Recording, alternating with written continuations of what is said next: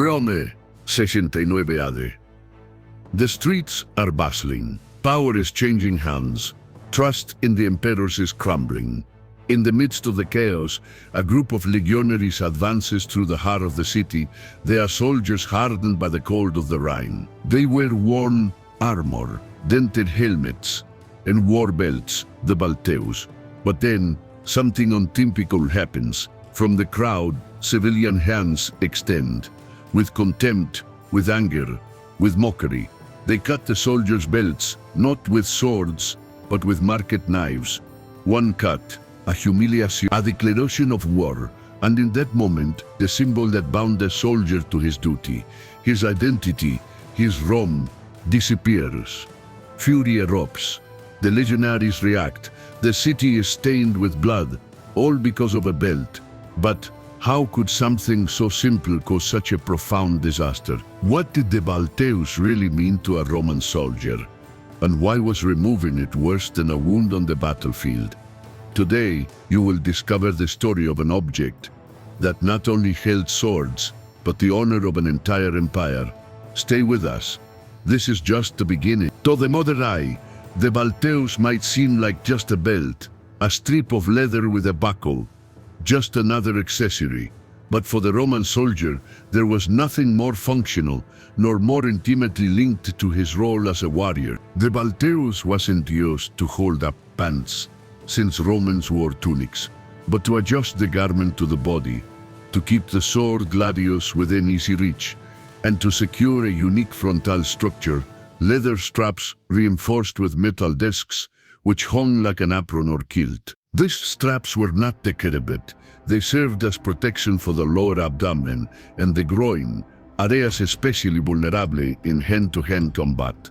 When the enemy lunged with a spear or knife, even a centimeter of leather could make the difference between living or falling. But the Balteus wasn't just armor. It was also a logistical support. The dagger, pugio, the water flask, the ration bag, and even personal amulets were hung on it. In short, it was the center of gravity of the legionaries' equipment, made almost always of tanned leather, riveted with iron, bronze, or even silver in the more ornamental versions. The Roman belt could weigh up to 2 kilos by itself, and its design varied depending on the soldier's rank, the region, or the period of the empire. But beyond its utility, there was something that made it even more important. The Balteus wasn't just for holding the sword, it was for holding honor. In the Roman Empire, not every symbol was sculpted in marble. Some were worn on the waist, day and night, battle after battle. The Balteus was one of them. It wasn't just leather or metal, it was a mark of identity, a visible badge that said, this man is not a civilian, he is a soldier of Rome. Each belt was unique, personalized with plates, engravings, and decorations that reflected the rank, the region, even the pride of the legion. Some baltei were decorated with embossed bronze or plates, others with mythological symbols like Mars, the god of war, or imperial eagles that proclaimed loyalty to the Caesar.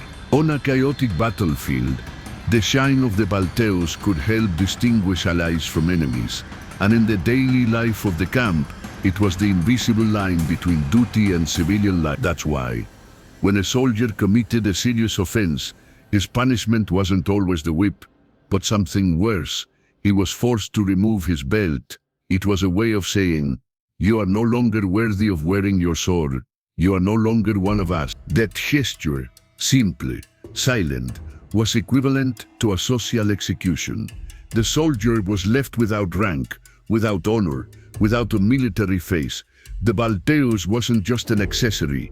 It was a promise, a burden, a visible oath, and if you lost it, you lost Rome. The empire is going through one of its darkest moments, the Year of the Four Emperors.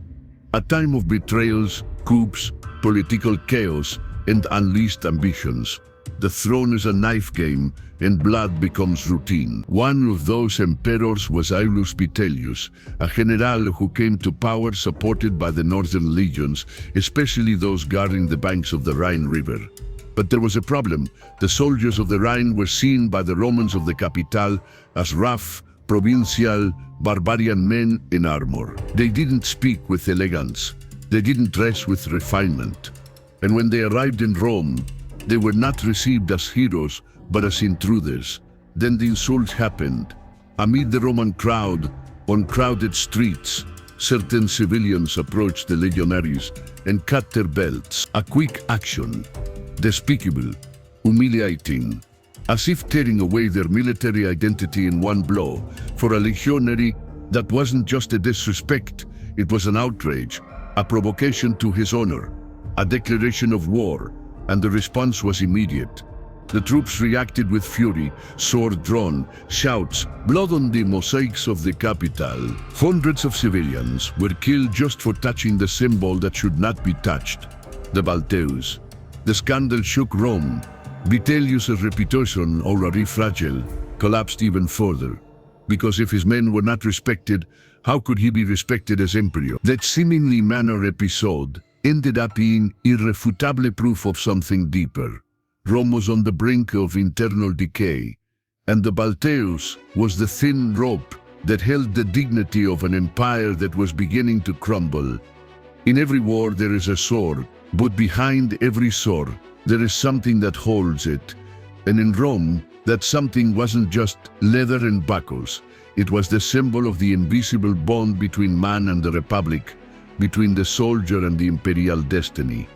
The Balteus was not given lightly. It was earned by joining the legion, worn proudly on daily 30-kilometer marches, defended with blood on the battlefield.